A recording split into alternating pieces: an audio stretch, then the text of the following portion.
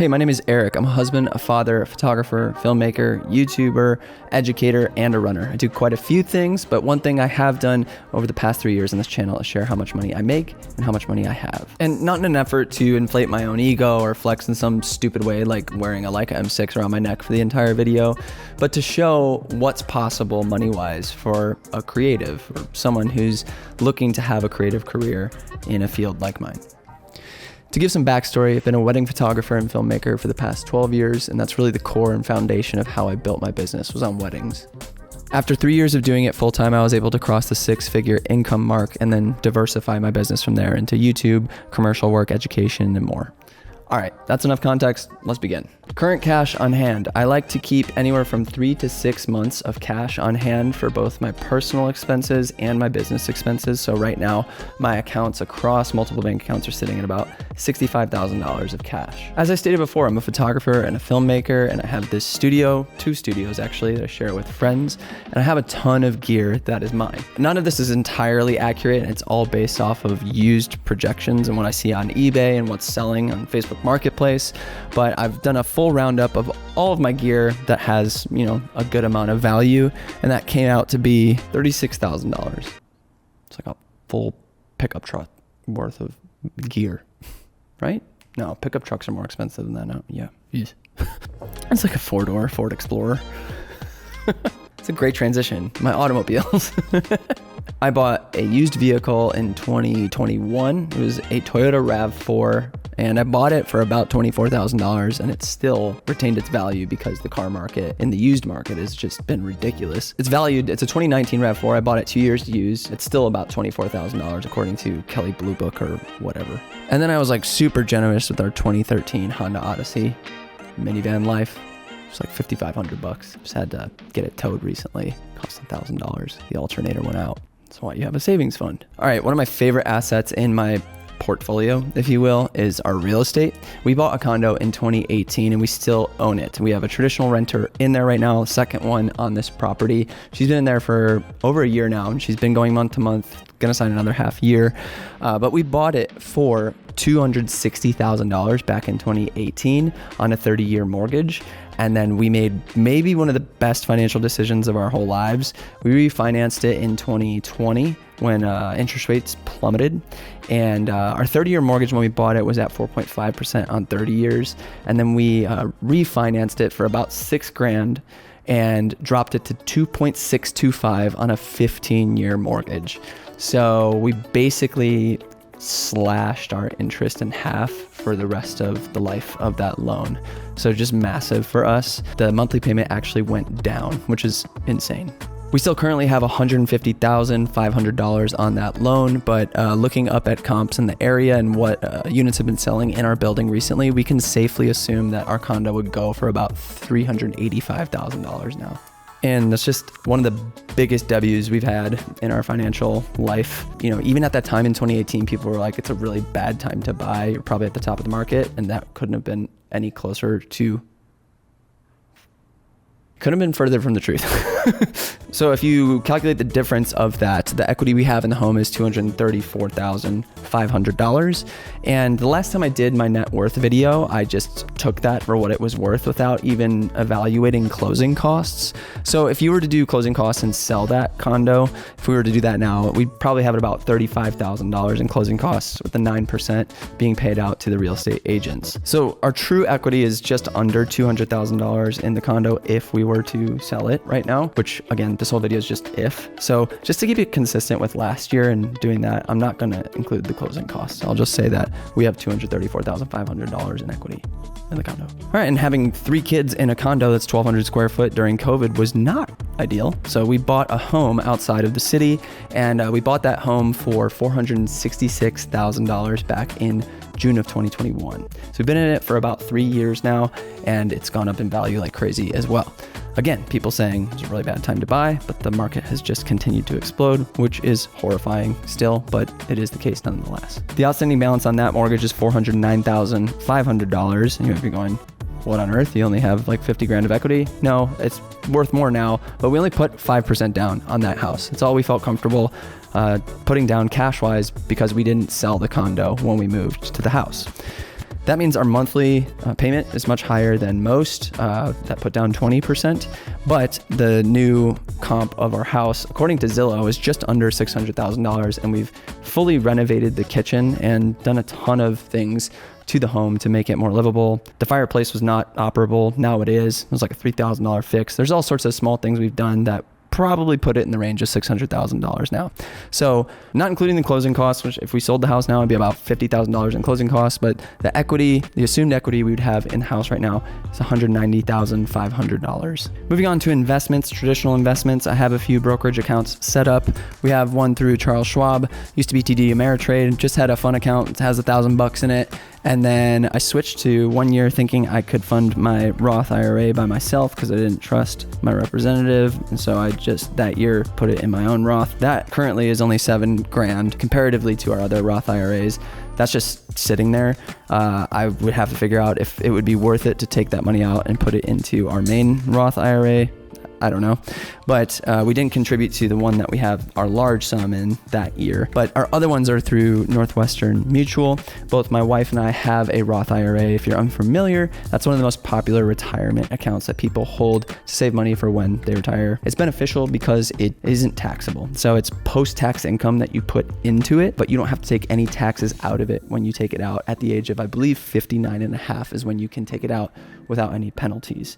Currently, as we stand right now, you can do $6,500 a year per person. But if you're over the threshold of a certain amount of income, you can't contribute to that Roth. So I'm over that threshold for myself, but my wife can contribute to hers. So we have been regularly the past 2 years contributed $6,500 a year in her Roth. And then we have all of the outstanding money in my Roth from when we did contribute to it years ago. So the way those stand right now, mine is at $46,500 and my wife's is at $31,500. Timely, talking about retirement. What I have been contributing to for my retirement is a SEP IRA.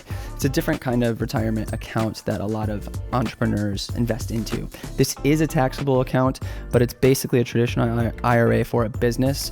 The benefit to it is that I get to write off any contributions I have in that account to my taxes for that year. And I believe, I can't remember if it's 20 or 25% that you can invest. I believe it's 20 or 25% of your salary that you make as an entrepreneur that you could put in a year. So whatever you put in as your salary for your taxes, 20 to 25%, you can contribute and then write it off against your business's taxes. I currently have $42,500 in that account. I need to take this off. Why did I wear this? I brought it up because I thought I was going to show the different gear and what it costs.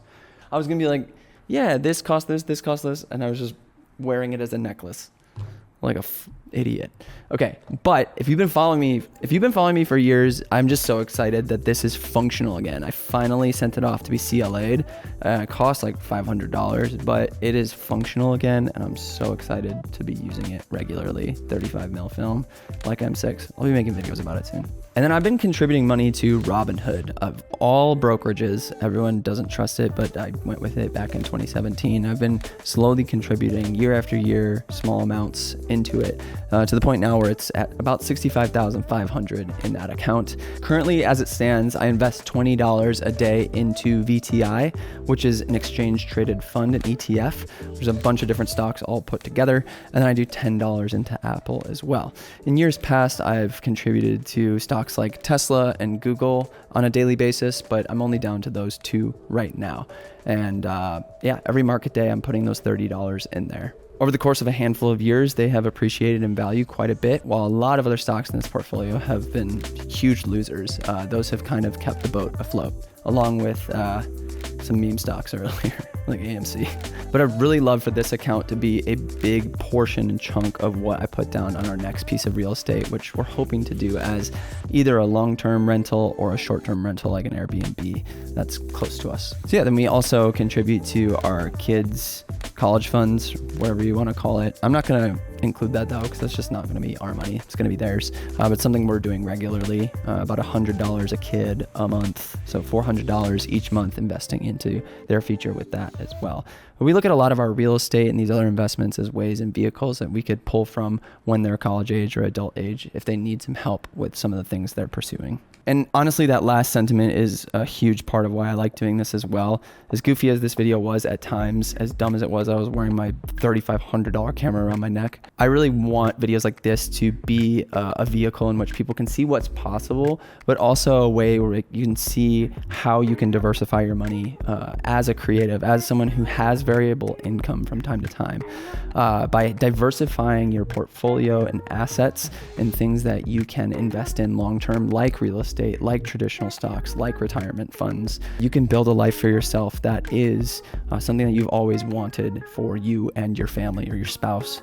And so I hope it's motivational to you. I hope you don't just look at it as any kind of flex, but that if you've been following these videos for the past few years, that you see the continual growth that I'm having and how I continue to invest in the future in that regard. I'm only 33 years old and I expect to be working for another 25 to 30 years. So I just see an unlimited amount of potential in the future with the things I'm investing in, with the cash I have on hand, with things I can invest into now that will, reap crazy dividends later.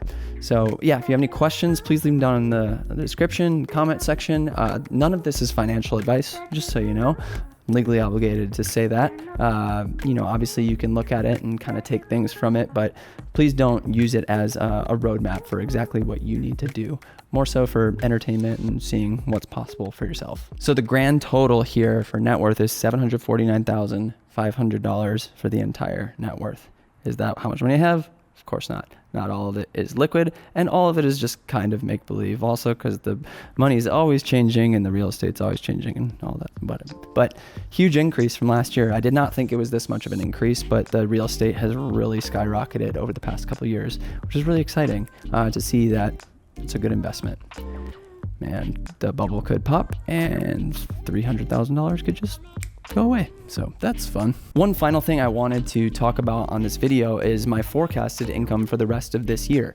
The past 2-3 years have been a huge building phase for me by building a brand new running YouTube channel and making a feature-length documentary. Investing in the documentary is one of the biggest expenses I've ever taken on, but just to see what's possible for me creatively. Who knows if that will be something that's profitable? We're still waiting to see, probably just breaking even. But this year with building that running channel, having the contracts I have on my main channel, commercial work, weddings, all that good stuff, I wanted to go over just a baseline income of what I expect in the second half of 2024, the last 6 months. So between ad revenue, we can reliably say that between the two channels, it'll be about $2,500 in gross revenue per month. The running channel with contracts, sponsorships, other affiliations, and affiliate commissions will be around $8,000. My main channel, in the same regard, between sponsorships, affiliate commissions, all that good stuff, will be around $6,433 per month. And then client work, both commercial facing and with weddings, is going to come in at $4,500 a month. And these are just based on verbal agreements and signed contracts of what we can expect as a baseline for the rest of the year. So that brings a grand total of baseline income to $21,433 a month in my business. That's gross revenue.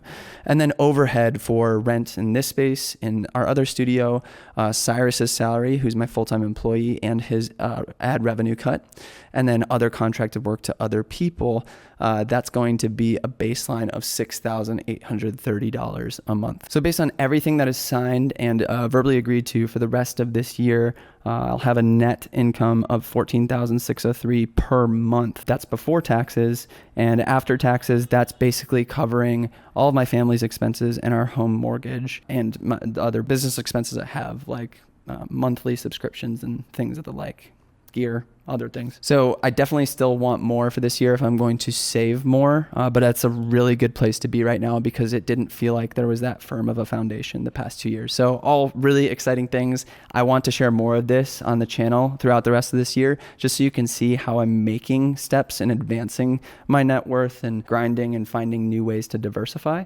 So if you're interested in that, please let me know in the comments as well. And I'll catch you the next time I talk about money. See ya.